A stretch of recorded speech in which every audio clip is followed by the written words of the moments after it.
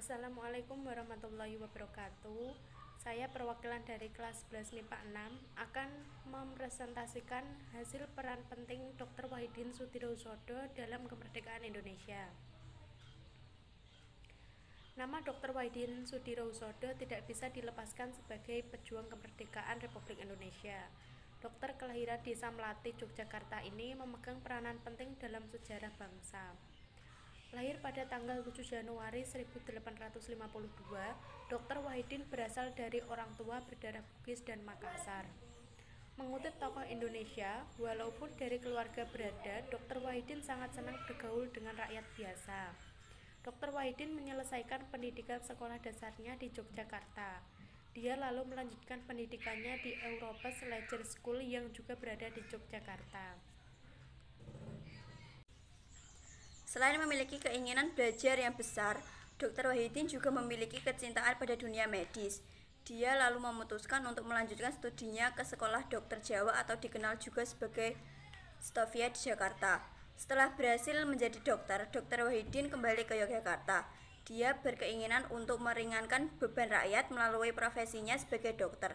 Inilah yang membuatnya tidak pernah meminta bayaran sedikit pun. Karena sering bergaul dengan rakyat kecil, Dr. Wahidin bisa melihat secara langsung bagaimana efek penjajahan Belanda, terutama pada rakyat miskin. Dr. Wahidin lalu memiliki keinginan untuk membebaskan penderitaan rakyat. Salah satu caranya adalah melalui pendidikan. Dr. Wahidin agar rakyat diberikan kesempatan seluas-luasnya untuk mengenyam pendidikan di sekolah. Dr. Wahidin kemudian juga berusaha mendekati tokoh-tokoh masyarakat di kota Jawa. Hal ini dilakukannya agar bisa mengampanyekan keinginannya untuk mencerdaskan kehidupan rakyat. Usaha Dr. Wahidin ini sempat tersedat, karena tidak semua tokoh memiliki pandangan yang sama dengannya. Tidak gentar, dia lalu membidik target yang lain. Dr. Wahidin mulai mendekati para pelajar di Stovia di Jakarta. Di Stovia, gagasan Dr. Wahidin diterima dengan tangan terbuka.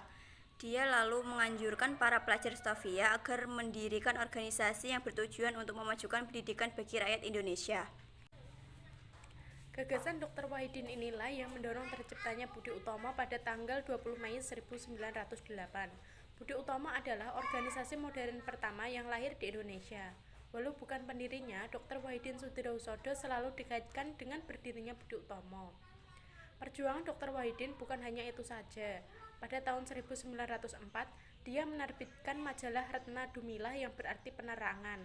Majalah ini bertugas sebagai penyampai pesan bagi rakyat bahwa pendidikan itu sangat penting.